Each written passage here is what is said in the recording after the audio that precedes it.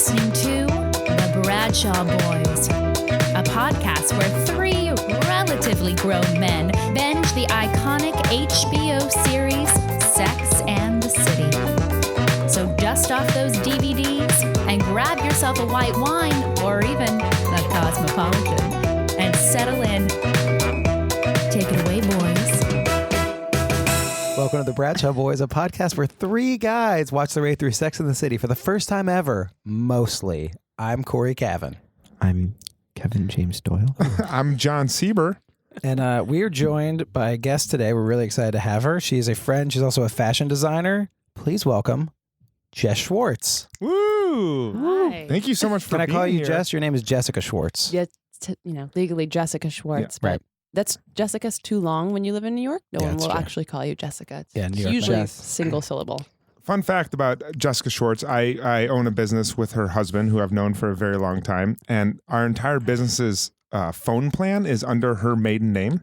We just all kind of hopped on your phone plan, so whenever I call or whenever anyone in our business calls anyone, your maiden name pops up in the call ID. Oh, it's still? And they're like, Still you don't does? sound like a Jessica Sturman. And I'm like, well, I'm not. And one of the other owners of your company was on my family plan for years. So Harlan's, it still comes up Barb Doyle when he calls people. So No, I think he switched. So he got rid of that. yeah, He's Jessica Sturman he's Jessica now. Sturman now. Wait, so when you're on someone's family plan, you're... That did back in the day because it was a long time ago. Oh, gotcha. Yeah, and it would be when you call like a old school, not new cell phones, but like old school call IDs. Yeah. Yeah. So it seems like you guys a lot of savings happening in that company. Absolutely. You know, Good job. Verizon was the one who told us to do it. We went in there and they're like, don't do a business plan. Can you all just hop on someone's existing plan? It'll be $10 per line. And we're like, yeah, of course Yeah, we can do that. perfect. Just turns out I just have a huge So family. you have a monstrous Mother family. of 25. Yeah. Mother of two. Amazing, two amazing kids. You make fantastic children. Thank you. You're Good job. fantastic parents. Thank you. I try. Yes, very, very well behaved. Cute kids. Thus far. Yeah. So Jess, you're Number three. Oof. Jury is out. We'll see. Oof. Oh. Oh, good. Oh, do you have a gosh. third No. on the? Okay, None in I the got works. you. I got you. No. Yeah. So fashion designer.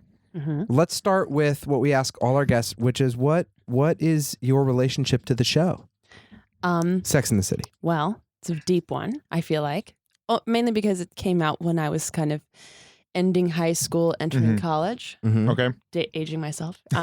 But, it was really, I kind of had always wanted to live in New York. So, and I went to school in Missouri for fashion, obviously super prestigious education. And but I had the whole time was like, but after this, I'm going to move to New York. So Mhm. it was so great watching Sex and the City and just thinking like, this is what my life will be, Mm. and then, arriving in New York and being like 22 or, well, I guess like 21 when I was an intern and just going to the first bar I could find and be like, give me a Cosmopolitan and then like spilling it and crying because it was like all my money, But yeah, so I feel like Sex and the City shaped my ideas of what my adult life would be. And then, in some ways, some of those things sort of came true. And then in other ways, it was totally different. But yeah, it was just a huge window and formative role, I guess, or formative force in my life. Yeah. Yeah. So you, before the show even came out, you wanted to move to New York. New York was kind of in your scopes for your whole life, or was this something Yeah. that? Yeah. Yeah, That as a was kid real. even. Yeah. I just felt like I was missing out on everything. Mm-hmm. Like That's funny. all the stuff happens here. Where are you from? St. Louis. Mm. You had Nelly. Yeah, yeah. That But was great. Every time you would talk to Nelly, he'd be like, "You got to go to New York, man." Oh yeah, yeah. He was on my flight once. Really? Really? Yeah. He breezed past security with like all these huge Louis Vuitton baggage, Man. like pieces of luggage, and the lady's like, "You can't take that," and they were just like, And he turned around and just "Ah." said, "Hot shit." Yeah, yeah, exactly. They didn't care. They're like, "Well, see ya." If you're That's Nelly, awesome. you can do whatever you want. Yeah. Pretty much. You can wear a Band-Aid wherever you want. Anytime Usually you like. under your eye. Yeah, anytime. Yeah, Anytime. you like. So, you work in fashion as a fashion designer. Mhm. What does tell us about that? Anytime we have to we don't have a lot of fashion people on. We've tried to get more, so we're excited to have you because that's like our weak spot in our. We know how to talk about dating and food and stuff like this, but this is our weak spot. So And we're it's a excited. huge part of Sex and the City Yeah. that Yeah. I'm the least fashionable person I think I know, probably the least fashionable person you know. And so it's hard for us to talk about that. And we're really glad you're here. Picking off what Kevin said, what do you do? What does a day-to-day and as a fashion designer look like? Day to day, it just depends on the company you work for. Mhm. But, you know, there are days that I just sit down and draw clothes That's so and cool. look online and, you know, look what people are doing. I go shopping for research. And so there's a lot of really fun parts. There's also days when like I have to jerry rig samples and like cut them apart and fix them and sew buttons on and sew labels in and, you know, a lot of emailing with factories overseas. Mhm. Sometimes I visit a sample room, which is, I feel like that's magic. Yeah. When you can like go talk to someone and then they like drape it on a form and comes to life. That's exciting. But That's cool. yeah, I mean, there's other things like dressing weird, heavy mannequins. Right. A lot of grunt work that can be involved. Once I had to set up for a trade show, which is kind of where all the buyers come and see everything. Right. And our movers came and took all our gear to the Javits Center. And then I realized I forgot to have them pack up like 3 rolling racks or something. And I ended up wheeling a rolling rack from 39th between 7th and 8th to not the Javits. It was further up. It was like Pier 92. Oh my God. Like, I think it was my birthday too. Oh, I was just like, oh gosh, this is so glamorous. Isn't it funny? Because that's probably, it's those moments that it's like, oh yeah, that's like as realistic as portrayed on a show, except when it's happening, you're like, oh yeah, but I'm doing it, so it's not funny. It's miserable. Right. It's not just like, oh, so. Yeah. Because it was totally my fault. I was like, I can't say like, have the movers come back. Like they're done. And I don't want anybody to know that I made this mistake. Yeah. So I'm just going to wheel it up there. That's amazing. And wait, right now you're designing for Kylie and Kendall, I heard. That's what Jon told me. Yeah. I work for a company that just acquired the license. So Wow. it's exciting. Making me feel very youthful. And, Is it- you know? Kylie and Kendall Jones or Kardashian? You're like, Jenner. Yeah. so wait, so isn't one of them a billionaire now? That's the word? Kylie is. Jeez, she's the Yeah. Youngest billionaire. the youngest self-made billionaire That's that was insane. born into a rich family. It's true. Yeah. What's that? It's like a new line coming out? It's already existing. It's just, I don't know exactly how to explain it, but they license their name, you know, to like apparel companies. Mm-hmm. So And then we you now, guys build their collection with the name on it. yeah, basically. And I mean, it's really new, so I don't even know exactly how it works with them, how involved they are, but yeah.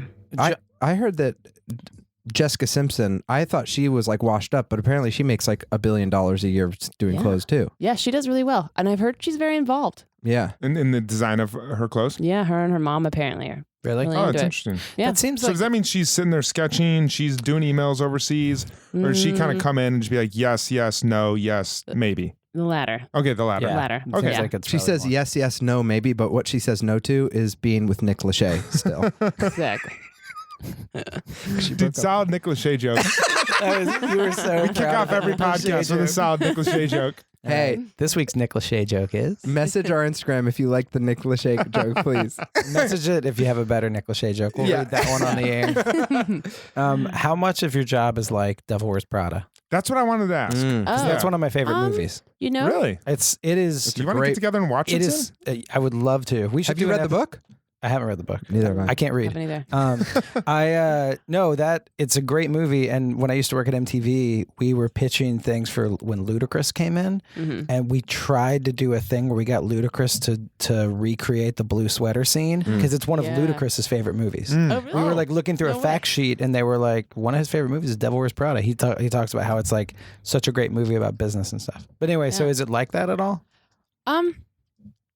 For Is me, it like no. is it that level of like stress or I mean it's Not- stressful but like you know the fashion stress vibe there where it's like people are just mean and stuff like that. I mean, I have not experienced that so much. Maybe in short, fleeting moments. But it really depends on who you work for. I've not been at, you know, I think there are people who have experienced that for sure. Yeah. I've heard horror stories. I think if you're at a really high level designer house that's doing runway shows and there's a lot of time crunch and a lot of pressure and a lot of, I think if you work for a very strong personality, you can go through Right. that. But yeah, I mean, I've heard of, bad stories, but I haven't experienced it personally. I try to avoid that Yeah. that environment at all probably- costs. It's probably good. It's probably yeah. good. So, During Fashion Week, is your life crazy? No, No. I actually never worked for someone who did runway show. Oh, okay. Yeah, so So it's not I just assumed that everyone in fashion like was somehow involved in Fashion Week where it was just a nightmare. the difference is for a lot of people who don't do runway, then like the week or two after is usually market. Okay. So you are in a bit of a crunch time to get your samples for market week. So like I was saying, that trade show that goes on, like, Mhm. you're getting ready for that or to have Yeah. appointments in your showroom, but it's, just different. So you're busy because usually you're preparing for market week, but I haven't worked for like a runway place. I have a follow-up question. I went to my wife's dentist for the first time or last Thanksgiving, and he gave me a T-shirt. Shout out to Dr. Simon Dentistry in Bowling Green, Kentucky. And I no longer wanted it, so I set it outside by the recycling bin, and then later that day it was gone. And I was heading to work a couple of weeks later, and I saw a nice gentleman cleaning up the garbage in our apartment wearing my Simon Dentistry T-shirt, and it made me really happy. My question for you is, have you seen someone out in the wild wearing something that you designed? And if so, where was like the weirdest or oddest place that you've seen such thing? I can't think of any weird. I mean, I have for sure. Is it a pretty good feeling? Like, do you get Yeah. pretty pumped up? Yes. I would imagine. Yeah. When I saw the guy in my building wearing my Simon Dentistry Yeah. T-shirt, shout out to I was like, amazing. I was like, Katie, you'll not believe it. Someone is wearing a Simon Dentistry T-shirt that's way too big for them. It's awesome. So if I saw something that I actually made that was being worn in public, I would lose it. Yeah, it's cool. I mean, I have seen that. My favorite is, I used to work for a small company that we had a lot of sample sales. And so sometimes I would see somebody and then I'd be like, oh, right, I know that person. Or like, someone I knew. And I'd be like, oh yeah, they came to the sample sale. But then if I ever see a person I've never met before, it would be like, oh, Yeah. yes. That's so I cool. get so excited. I can't think of a weird one though. I can't think of Yeah, one. no worries. Yeah. But yeah. it has happened. It has. happened. Yeah. Is there like one or two memorable Sex and the City fashion things, like things that they did from the show that still stick with you? Of like, whoa, that was next level, or that you just loved, or that inspired you, or some of Pat's work. Yeah, love Pat. I'm trying to.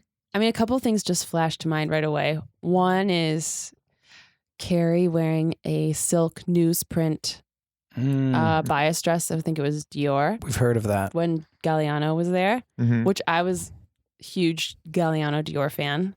It's controversial these days, I guess, but Why?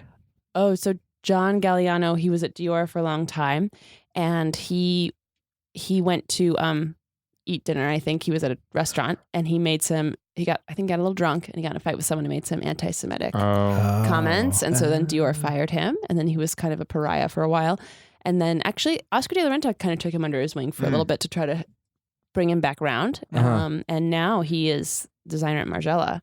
Oh wow. Yeah, which is crazy because at Maison Margiela, like the design, like Margiela himself, like no one ever saw him or her. I guess I think it's a him though.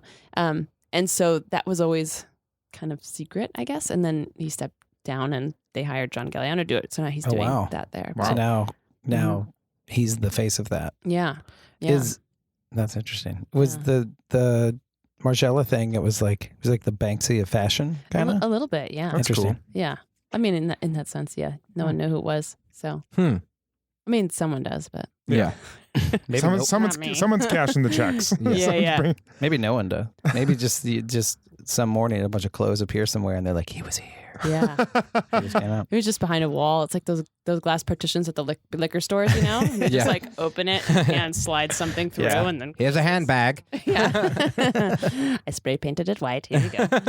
Have you ever thought of what you would name a fashion company if you had like a really high-end fashion brand, luxury brand? Oh, yeah, and I have terrible ideas on that one. I can't ever do you have- my maiden name is Sturman, so I would be like Sturman. That does not sound cool or sexy. I remember I had a friend a long time ago who was like, it sounds like a vacuum cleaner brand. And I was like, yeah, pretty much. I was in a band called Boulevard Jones. Ooh, that's pretty good. And if Cory had a fashion line, it'd be called Everyday Kid. Well, these are just our high school band names. Yeah. Oh, okay. I mean, Everyday Kid would be a good kids clothing thing. Yeah. It'd be like they'd sell it at Gymboree. Yeah. Like that. Yeah. Be right on the shelf next to Oshkosh Bagosh. Yeah. Yeah. We tried to take Oshkosh down. Oh yeah. We would try to destroy Oshkosh. Every day. Every day. What episode are we watching today? We're watching season 3, episode 3, and it is called "Attack of the 5'10" Woman." Ooh. Oh. Maybe it's about models, maybe potentially.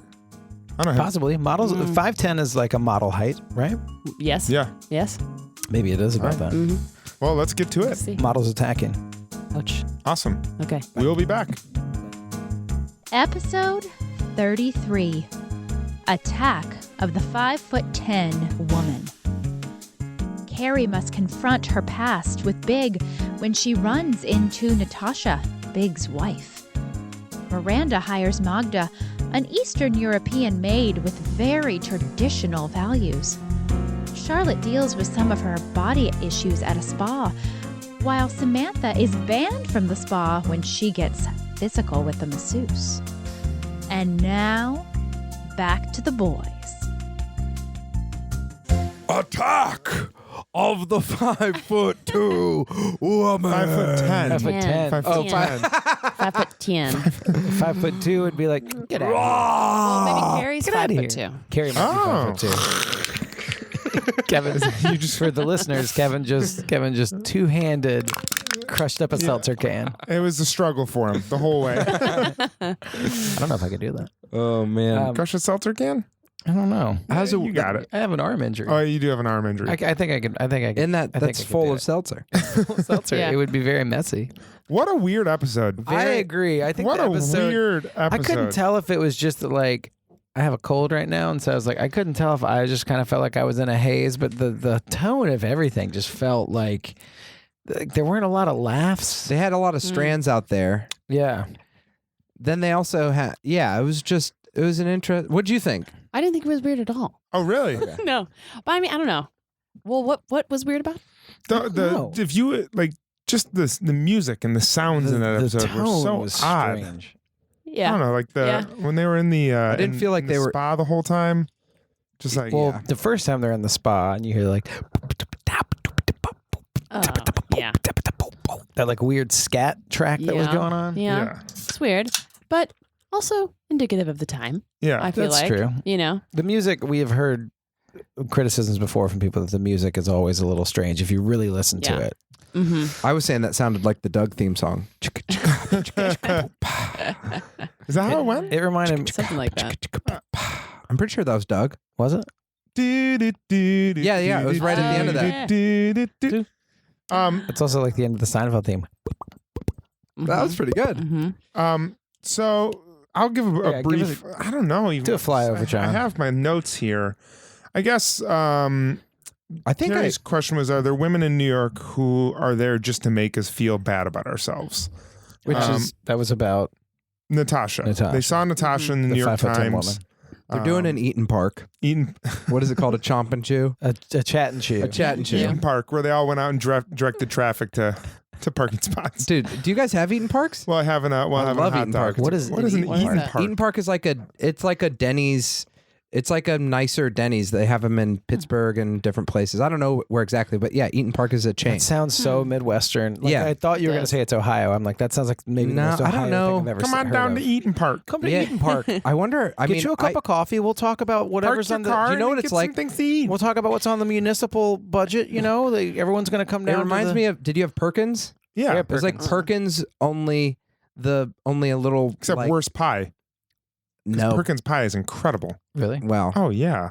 I've never had Perkins pie. We used to just go there, and my friends would smoke cigarettes, and we'd drink coffee. We did that at In high Waffle school. House. Yeah. Okay. We did Bill's that at Waffle Pancake House. House. Ooh, Yeah. Bill's Pancake House. That's it. We have Baker Square. Any Baker Square fans out there? No. Don't know that either. Is that a Chicago thing? Oh yeah. Okay. Okay, so they're doing a chat and chew at the beginning, and Looking at the New York Times Sunday. Sunday engagement the or wedding. announcement. They The wedding call it the announcement. female sports Yeah. pages. Yeah. That's Yeah. what she called it. I will say, I've heard that women have more traumatic nude gym and locker room experiences than guys seem to.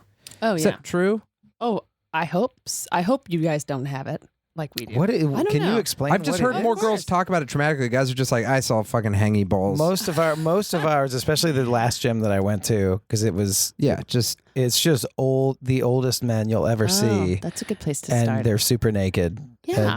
And they are, and like, listen, when you're 70, like, who cares? You should be that comfortable being naked. Mhm. But you just see a lot of that. Except the last time I was there, my gym membership expired, and so I had like 1 month where I could still go. And so the last time I went, I was in the locker room, and there were just these two little boys that were like 8 years old, and their dad had just like gone off to the shower or whatever. And one of them was fully naked, and one of them just had on, he was naked, but he had on pants, but they were only pulled up to his thighs.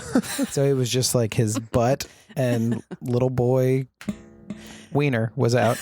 And they were right beside my locker, and they just were like playing naked in the locker room, and they were unsupervised. It and just I make you was nervous. You're like, get away, so get away. nervous because I was like, I have to change and And there was get like naked. a faint scatting going on in the background. Like, But at one point, one of the kids was like jumping around, and the other one was just flossing, like doing like the floss dance. flossing. He was doing the floss dance, like Fortnite. Was the dances. naked one doing it? They were both That's like, naked, That's like a double floss. but one had on. So his one- little fucking Yeah. dick was flopping around while he was flossing? I tried not to look, but then I'm just like, I'm just trying to get dressed and wondering where your dad is. It Oh, was- man. So that was one of the more traumatic ones. But what about the female locker room stuff? that's pretty traumatic. It was pretty traumatic. I was just like, listen, I am up to no funny business. Yeah. Yeah. I just crushed an elliptical for 20 minutes and need to go home. That's all that it was.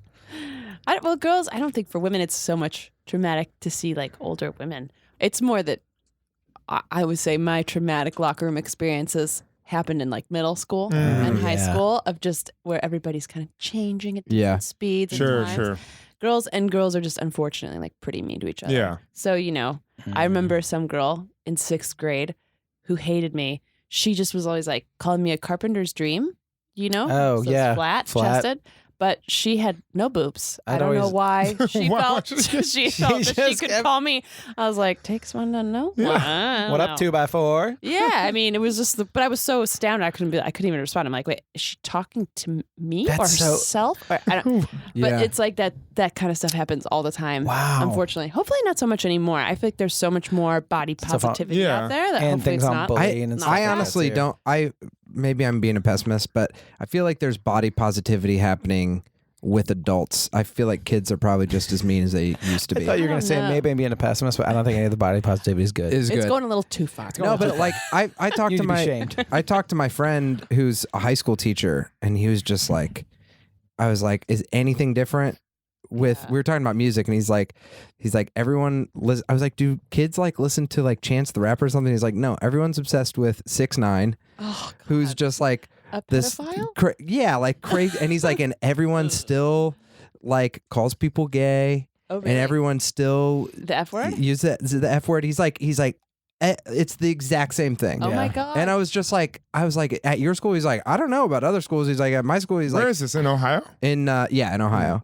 And he was like, everything, and people make fun of people in different ways. He's like, but it's all exactly like, there's some things that are different, but it's it's all the still a same. jungle. It might just take a while, but because that is definitely what people are actively trying to get rid of. I mean, everyone is trying to get rid of bullying and address that stuff. Yeah. So it might just take a while for that to hopefully take effect. I mean, maybe that's the case. Because it's probably gotten better than it was in like the 80s when the guy with the mullet and the leather jacket would pop in and be like, what's that fucking stink? And just like kick over the bully. and like the teachers would high five him and shit like that. Like hopefully it's getting better than that. I just don't know. I wonder if it's all an adult perspective. I feel like with kids, like it can get better and worse, I'm sure, but I just feel like it's brutal to be a kid. I just don't think when you're in middle school, you're like, body positivity is important. It's like everyone's just No. out to fucking survive. Exactly. And if you can call if someone, you need to take down a couple trees on your way, yeah, you do it. yeah. I mean, You get hopefully your they're good axe. teachers that can like help people. But I'm like, Yeah. I feel like it's a war That out makes there me in 7th sad. grade. I Yeah. mean, I bet it's I gotta thought be it was rough. like, for some reason, I thought what was it, 21 Jump Street, where like they go back to school. and Yeah. Oh, yeah. The one guy's like being mean. He's like, we don't do that anymore. that's I the just exact thing I assumed that thought about. Yes. High school is like really nice now. Evolved. I feel like I think things are more inclusive in the sense of like it's cool to be a nerd now. Like it's cool to Yeah. do stuff like that. But I also think like do you remember when like being a bro and a frat guy was like wrong and then or like bad and then it kind of got co-opted where people were like, I'm a bro. And so like I feel like guys in high school are probably like, we're bros and what we do is make fun of you stupid idiot. Like I feel like that's got to be so much more. And like I'm sure there's more inclusion, but I'm also sure it's just the same in a lot of ways. Yeah. Yeah. I mean, So Charlotte was justified in being insecure because she was probably getting made fun of. Well, no. Well, she shouldn't be justified. It's just that I think that people, She might have had experiences that made her. she might have. let Well, her feel that way. And a lot of things too, just everybody kind of talks about too, like culturally, there's, a big message of what your body should look like. And if it doesn't fit that mold, then everybody kind of internalizes and gets weird. But, Yeah. well, I think when boys get made fun of too, it's like in a young locker room situation, it's more like you're fat. Look at the like, and I feel like there's like with guys making fun of people as kids, it's more like big blunt objects, and I feel like with women, there's like a billion different tools Oh. to slice and Yeah, dice it's so in true. horrific ways. You Oh, know what I yeah. mean? You never are, no one's right. Yeah, Ever. yeah. There's always something you can find. to, Yeah. Like, yeah, totally. I mean, it's crazy. Boys maybe get made fun for being fat, but then like when I was a kid, if you're too skinny, Mm-hmm. Yeah. I got made fun of a lot for being too skinny. Yeah. And then it's like, what do you want me You're to like, do? yeah, Yeah. win. Yeah, I can't win. So she's in the steam room. They actually don't show. Haven't they showed her boobs in other episodes? I don't think so. No. They did. You I would think. know. You're the. You're I the would fan. say anytime that her boobs are shown, you have a question about it. Well, I just thought for an episode that's like the whole idea is they're about to be on display, and then someone says, "Great." There was a painting of They're her hoo-ha. about to be on display. They were on display in Just the the room. way you said it, though. And they were ready to get the girls out, and then it And didn't then- happen. And then the girl said, "She said great boobs." I was just You're like, waiting. well, let's see. I feel Well, like there was an editing. I'll be the judge of that. Hey, you Yeah. gotta Yeah. let the viewer decide. yeah. I did wonder because you didn't. You see, couldn't help but wonder. I couldn't help but wonder. You didn't see any of them naked in the, and you saw tons of extras naked. Yeah. So you yeah. didn't see any of Yeah. them naked. Maybe there. I they feel reached their quota of nudity, and HBO was like, okay, I feel no like, more of this. I feel like that was a choice to be like, let's like hide it on the 4 stars. And show what it's Yeah. like for them to be like, oh, there are Well- beautiful women everywhere at this gym. They probably made in their contracts to not get naked, right? no, they're No. naked. Just Usually- SJP. The only SJP is the only one that had SJP no doesn't. nudity. yeah, but everyone else has. Oh, I yeah. think so Some far. nudity. So I remember always watching it and being like, why does Carrie always have sex with her bra on? Yeah, Like, Yeah. I was like, what's the fun in that? But right. She likes support. yeah, guess so. She loves being supported. But Let's yeah. talk about Carrie. Yeah, let's talk about her storyline. Yeah. Uh-huh. Well, what are you guys thinking? So I guess like the first She thing gets- that comes up is in the New York Times thing. She sees sees Big and Natasha got Which married. Charlotte does an awful job hiding it. Charlotte is. I really like Charlotte, but she is awkward as hell. Mhm. She's just really awkward and nervous. Nothing to see here. Okay. Except my boobs. Just kidding. Okay. But they have a whole story written. But on there. Charlotte comes through in as a good friend, where she Yeah, comes over she and does. she's So like, smart. "Let's just read it together. Let's just cry. Let's get out of the way and just like Yeah, that was look cool. at this in the eyes." And this Yeah. is where I thought the weirdness started because I looked at you. So Carrie has like a really kind of heartfelt line where they read it and then she starts getting emotional and she's crying, understandably. And then she has this thing where she's like something about, I don't know if it's that Natasha's on the writing, the arts thing, but she's like, or he married this girl and I'm just the girl that writes sex columns. Oh, she's in the New York yeah. Times and I'm just the girl that writes sex columns beside the penile implant Mhm. ads. And then she starts crying and, kind of getting down on herself. And then there's this really long camera pull out that's on a crane, and it goes through the window, and there's this like kind of dramatic music, and the drapes are blowing, and it like hangs there for a while, and then it goes to the next thing. And I feel like I looked at you then, and I was like, what was that? That was played well for drama, but that just felt not out of place, but like heavier than usual. Yeah. It was more emotional, and it felt the tone of that felt a little weird. It felt like fantastical for me. I don't know what to do with these emotions. That felt weird. Yeah. I mean, it was a very emotional episode. Yeah. I think what's so cool about actually that scene when they're at brunch, so to tie in the wardrobe choices. Oh, yeah. Carrie's wearing quite a madcap outfit. She's got on like blue and white plaid pants with like frayed edges, and then this really cute paisley, like kind of 80s looking blouse that's like red and purple and blue, and then she's got a Chanel jacket over it. So it's like a really like crazy little magpie outfit, but it's so cute. And I feel like they were trying to play on like Carrie's how she's not so polished, and then she's talking about I'm in the sex columnist next to the penile implants and whatever. And I think that is so quintessential of like Carrie is so relatable to women because I don't know anyone who feels like Natasha. No one's like, oh, well, I'm just very sleek and stylish and perfect and polished. Everybody feels out of place. I mean, I guess women in general. Yeah. But, you love Carrie because she isn't perfect. Right. And I mean, she's so much more interesting because she isn't perfect. Right. So I think women really relate to that. Yeah. And I think this was like an appeal to both sides of that, of being like, oh, but I love Carrie. Like, look at her. She looks amazing. But I can see why she feels this way, next to Natasha. I'm so glad you're here to tell us that, 'cause I would have 100% missed that. I don't even know. Like, as you're saying, I was like, what was she wearing? I remember now because I tried to watch this episode with an eye for what they were wearing. So, but that I never would have. Never in my life have I self-reflected on my own self based off of what someone else was wearing. And so to have you say that is really eye-opening and really cool. Right. What is cool too to remember, like sometimes it doesn't matter, but I'm sure that was a conversation that had to have been. That's like sure. what would with the wardrobe?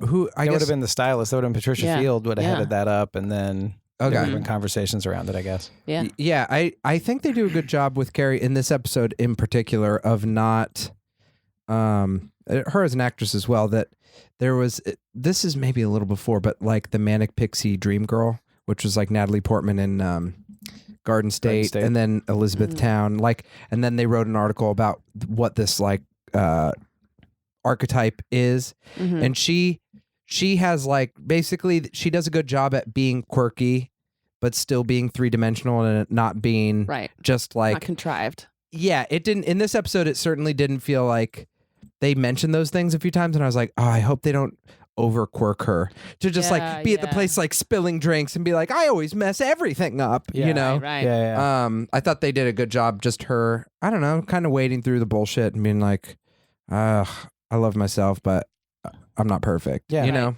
And everybody has those weak points, you know. This was like her weak point where she was like, and it's funny because it wasn't, you know, she didn't get upset about the wedding when they were reading about the wedding. She didn't get upset until she heard like the part that sounded like big. Yeah, and she's like, you know, that was good. Okay, he's in this. It's not all about her. She didn't strong arm him into getting married. Right. I think that was also so good. Yeah. Kristen's like, that's so cheesy, and I know, and then she's like, trying to be a good friend. Damn it, that's his favorite song. Yeah. What were some other? It is so big too. Yeah. It's such just like a here's romantic time. Put in song for romance. This is what I always wanted. Do you guys talk like a Neanderthal when you talk about big? Yeah. Well, that was the first time, but it does. That is like his thing to us. We celebrate with scotch forehead. now. He does Bring cigar, baseball time. now he's just a Japanese businessman. A baseball time. What is the Marcus doing? That's like that Tom Segura thing. You guys know the comedian Tom Segura? He has a whole thing where someone was like, "Aren't you Japanese?" And he was like, "Why would you say that?" And he's like, "Because your last name's Segura." And they're like, "Your last name is Segura." And he's like, "Well, it's because you're saying it. That You way. can say anything. You could say Smith." I was thinking more. Schwartz. Arnold. Schwartz. I was getting a little Arnoldy. Yeah. Oh yeah. Yeah. Schwarzenegger. Get to the emotion. When the man loves the woman. Bring me a saxophone. Send nice bottle of wine. Okay. You know, no, Arnold is way better than Big. Let's be honest. Let's go to the houses. Bring me Amazon woman 5'10" or higher. Oh my gosh. I need a boxing suit. This is our new podcast. It's just Arnold watching Sex and the City. Yeah. Well, you should reach out to him. We Oh my would gosh, love we to. should. Maybe he would come on the If show. oh my gosh. It'd I be would great to have lose him do it. What is he doing now anyway? Movies. Yeah. He's back doing tons of movies. My bad. But Just no, crushing action movies. I mean, he's not like the governor or anything anymore. Exactly. no, What he's could he not be the doing? governor, and his wife left him. What were some other fashion choices that stuck out and you noticed in this episode? Was there anything else that like she in this episode she purposely tried to look amazing to confront Natasha at the artist's luncheon? Right. What did you think of her choice? I thought it was great. I love those shoes, those Manolos. Yeah. Those Were were they plaid? kind of like a multicolored gingham, Okay. a little larger scale, with a buckle. Mm-hmm. They're mules. Mules are huge now. What is it? What is a mule? No back on your Okay. shoe. Oh. It's kind of like a donkey, a little smaller. You can pack them up with stuff. You'll see him in like Western Lot of sometimes. Westerns. A little friendlier. Yeah, feed him some hay. You can See, rent I them thought- and take them to the bottom of the Grand I Canyon. thought it was someone that shoved drugs up their ass and came into America. also, Mules are huge now. It's really hard to get drugs internationally, so mules are huge. Yeah. So Wait, so any backless shoe with a heel, like a spike heel? doesn't necessarily have to have a heel. Just I'm a gonna look it backless up. shoe Look it up. is a I'm gonna mule. check it out. Okay. Yep. So yeah, she had that. She had that The Manolo. mules, the Manolos, and I also noticed that there was a lot of color, and I don't know if it was the time. I'm trying to figure out. I was like, is this what was happening at the time? Because I do remember things being more colorful then. Like at the end, all the ladies at the luncheons, one was wearing like a lime tweed suit. Yeah. You know, and Carrie wore like that sheer pink thing, and then Is she that wore like that Clueless multicolored era? jacket. It's just after, yeah. Okay. It's not long after, so I feel like there's some of that. And I just was trying to figure out like if I don't know. Of course, in my mind, I'm like, oh, is all this color coming back? Because they keep talking about it, and I don't see anybody wearing it yet. Mm. And I'm like, but we also live in New York, so it's hard to get out of the tidal wave of black. I have a question. Now that there's a lot of retro things, do you feel like as long as you really owned it, and it's more prevalent, like I have some friends that it's like super 90s clothes and they rock it than some people that are super class. Like you see a lot of people. Is there just an era that you could walk out right now and would just alarm and disgust people instead of people just being like, oh, that's like a style? Like almost like, I feel like before the internet, maybe if you like were wearing 80s stuff, it'd be like, what are they doing? That's from the 80s. And now it's like so many people throw back fashion so much now. Right. Is there any era that would just alarm you if you saw it like on the subway? Oh, no. Not in New York. I don't think so. Now that, do you guys know about Ugly Dad sneakers? Yeah. No. The Like the big Fila's- white ones? The big white Yeah, Fila's are well, like huge Have now. you seen like the original Balenciaga ones? I mean, they look like my dad's Rockports. It's like No, legit. I wanna The look first this pair up. I saw was Well, the like, Balenciaga. the Didn't recent- they come out with Balenciaga Crocs? at yeah, one point? yeah, that too. At this point, I feel like I can't think of anything that's taboo at this point. Yeah. I think it's all just because when I first saw the ugly sneakers, they literally looked exactly like my dad's current and of the past 20 years sneakers. wow. The first time I felt These are them.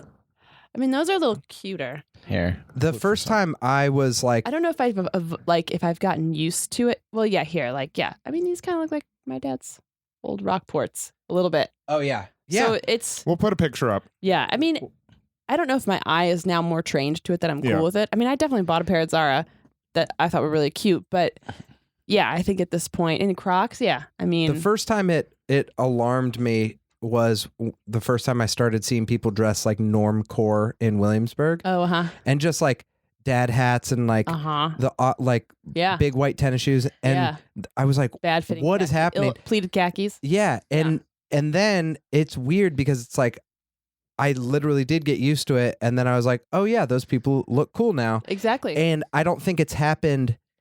Maybe it's happened a few times, but even since then, like big neon ski jackets and stuff like that, I just see it and I'm like, oh yeah, that's like, I'm not used to it, but it doesn't alarm me. Like it used to be like, what is happening? Yeah. Do you feel like it's partially because we're in like the age of the remix, where it's kind of like the way we make content now is that you just remix old stuff. Right. Yeah. So so like because you'll see people with like a big neon ski jacket, but then like 70s pants. Like you'll just see people wearing things from a lot of different eras. I saw a girl recently who she was wearing like really thin, almost like skinny, but they were like skinny bootcut jeans that were cut off and frayed at the bottom. Yeah. And then some like Docs. And I was like, oh, that was like the indie girls in high school that I went to high school with. And this girl was like 20 years old. So I was like, that's something I haven't seen in a while. Yeah. But that's just kind of people just like, it comes around. It's just redoing a bunch of stuff. So when I was in high school, I really loved vintage clothes, and I was obsessed with wearing things from like the 70s and the 60s. And my parents hated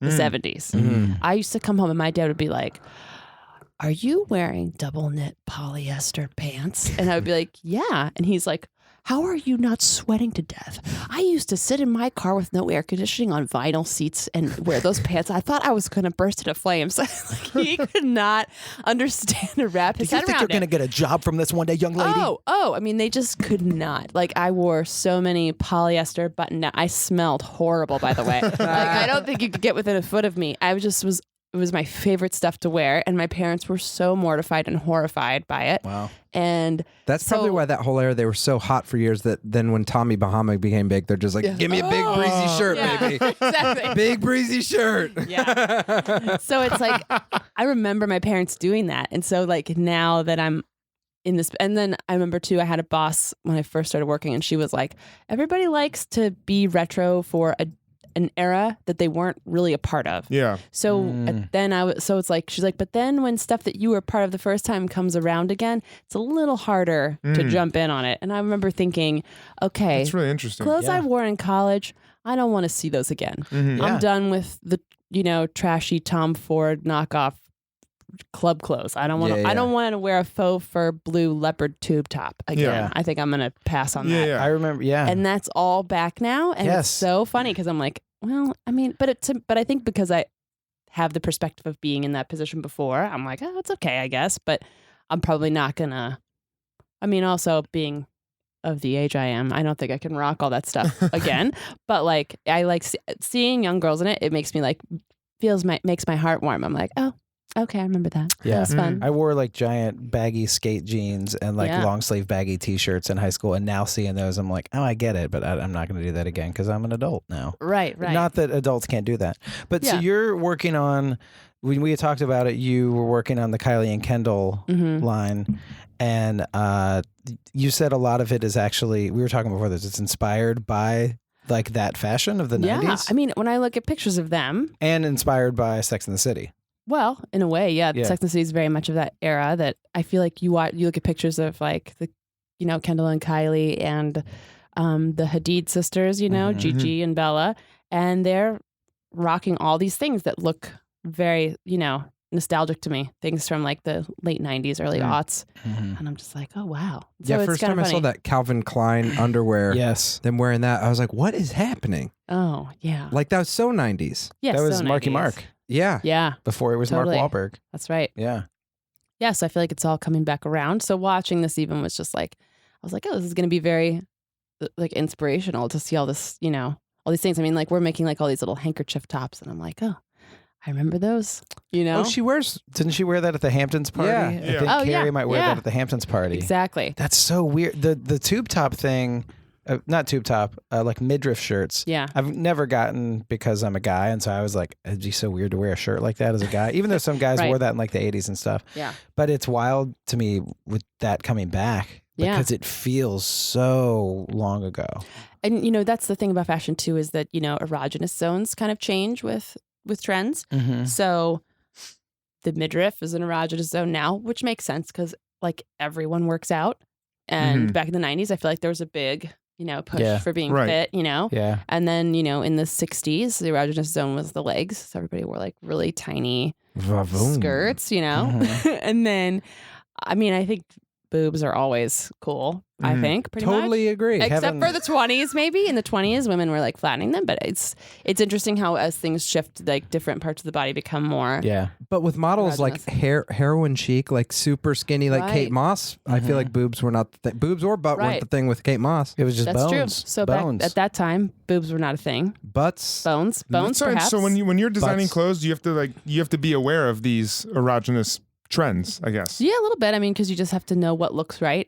I mean, like high necklines have looked really modern for a lot lately. I mean, for a little while now. High neckline as in Like a crew neck or turtleneck or mock neck. Yeah, okay. But, there's a lot of things close to the face kind of thing. And then, like a scoop neck was just not looking cool for a long time. And now I think probably will come back now because it's time. So interesting. You kind of just feel it. You're like, it's time. But time are to have this. you pushing that stuff? Not pushing, but it's like, where is that stuff bubbling up now? I feel like now it's bubbling up through Instagram and social media. If anything, I mean, that's kind of how things have changed. I mean, for me, I'm not on the forefront. Like I'm not doing like pushing the envelope. I'm taking stock of what's happening and repackaging it. I mean, to be honest, like kind of redeveloping it, reimagining it, and repackaging it for people. So, which is what most of the people in the industry do. But I feel like a lot of it comes from like youth culture and just from Instagram and all that stuff. Yeah. It's interesting. You see that with music too. Like music becomes cyclical and you see some things like, I feel like there are some like, kind of 90s rock bandish kind of things coming back in and now people Is are like. 90s voice coming back? What? 90s voice? What's 90s voice? Like Crash Test Dummies? Once there was this girl who... I love 90s voice. Yeah. I guess 90s voice is like, that was the same thing with. And like growling. Yeah. Like, Or just bad singing. yeah. Billy Corgan. Yeah. Shakedown 1979. I think like Two kids. Never had the time you lost. Easily down there. What Zero is like, Ow, ow, ow. The world is a vampire. Oh, yeah. All right, now do Arnold Schwarzenegger singing Smashing Pumpkins. this is Arnold Schwarzenegger singing Pearl Jam. okay. Even flow on the world like butterflies, yes.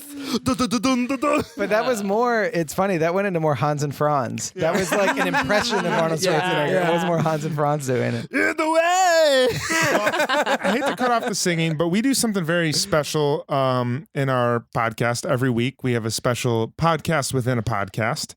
And unfortunately, this podcast within a podcast is going to be a bit tough because this character wasn't in the episode this week. But I still think we should probably pay our respects and, discuss one of our favorite characters, Steve. Oh, Steve. It's a favorite time. It's a favorite guy. It's Steve Talk. Miranda. All right. Welcome to Steve Talk, podcast where we talk about only Steve. Only Steve. And in this episode of Steve Talk, we're going to talk about Miranda's goodie drawer. And what's going to happen in this podcast is Magda is going to open up Steve's goodie drawer or Miranda's goodie drawer, and Steve is going to be there and intercept Magda checking out Miranda's goodie drawer. So, are you going to be Magda? Yes. I'm Jess, Magda? you get to be Magda. Oh, Oh, okay. Jess gets to be Magda. Mm-hmm. Okay. And do you know the scene? You're going to be Steve is going to be played by Cory. Yeah. I'll play Okay. Steve. So So you will be opening the goodie drawer, Yeah, and you're then gonna I be- will be there. Yeah. okay. And then we'll have an interaction about it. Okay. So I would say okay. So she says, So we set the scene. Steve, have you looked in? I can't- No, it's great. That was very good. Have you seen what in the drawer? Oh, I actually did look one night, and I didn't want to wake up Miranda because we work opposite schedules, and so I've seen it. But she's a liberated woman. And so I think it's okay. I think unfair to you. Magda, I move.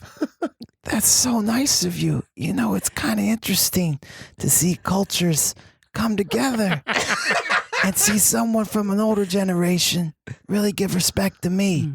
Hey, I just happen to have this statue of Mary in my pocket. I was going to put it at the bar. You want it? It's perfect. It's a We make a good team. All right.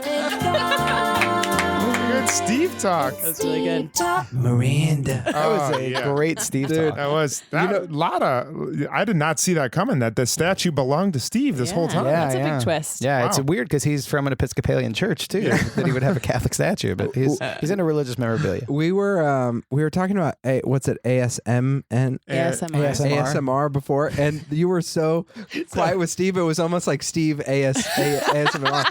Like, so everyone. Yeah. Oh my gosh. And then the sounds of Magda rearranging them. Yeah, Softly rearranging. And all four of us in things here in fell her asleep. drawer. yeah. Yeah. Like, oh, this is so relaxing. Your Crinkling of the condom wrappers. Yeah, crinkling the Trojan wrappers. Maybe we need to start Magda talk too. Yeah. We do. Well, Magda, she's going to be in the series later, but I also found some cool stuff about Kevin. Okay. The Yeah. character, which he was in. I remembered him from when I was a kid. He was on a Saturday morning show with the Olsen twins, and he played the Olsen twins' dad right after Full House finished. Oh, What? wow. And then he was What was the name of that show? Two of a Kind. And then that's what I recognized him from. But I looked at his Wikipedia, and he was in Shrek the Musical, and he played Lord Farquaad. Oh, awesome. wow. And then he got a Tony Award for Spamalot. He was the No way. so I knew I recognized him from something. Wonder but how many people he went down on to get the to get that part. Yeah. how many massages he had to get. Mm. That's amazing. So I recognize that dude. Well, the last thing that we do in the podcast is we give this episode a Cosmo rating, 1 to 5 Cosmos. Half Cosmos and quarter Cosmos do count. You can use your entire knowledge of the series to base this rating off of. It doesn't have to be, just as a standalone in a vacuum episode. So, Can I ask one question? Yeah, about the of course. episode?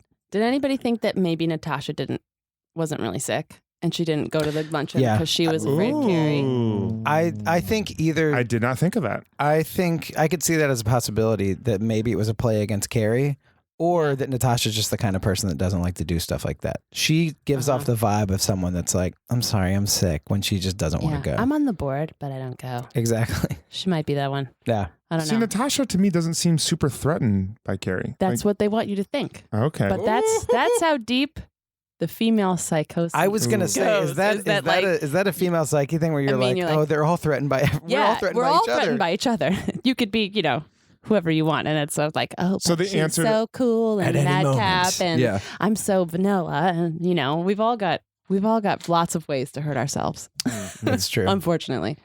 But I was like, oh, it's kind of an interesting twist at the end. I Yeah. was like, I wonder if she just didn't want to. She's like, That is- oh God, the Carrie is going to be there. Yeah. I don't want to Makes go. sense. Anyhow, Huh. All right. John, you go first. Okay. Everybody got your Cosmo rating in your head? Yep. All right, let's go for it. I'm gonna give this episode a 2.5. Yep. It was not. It was not the best episode I've seen. It wasn't the worst episode we've seen. It was pretty down the middle. I think I'll probably, after we're done recording this podcast, forget that this episode ever happened. It's not like there's nothing that really stood out except for like maybe the ridiculous noises in the spa. It's interesting because we were talking about how we want like Charlotte and Samantha to get into like a real relationship because we're kind of sick of the antics. And they're like, other than Samantha's little like antic with Kevin, Charlotte's storyline was not super compelling for me. I don't know. It just was not like fun, or I guess it showed Carrie like being a good friend to her and like talking her through some of her body issues, but I don't know. The formula just wasn't there for me to be anything other than just like a straight middle episode.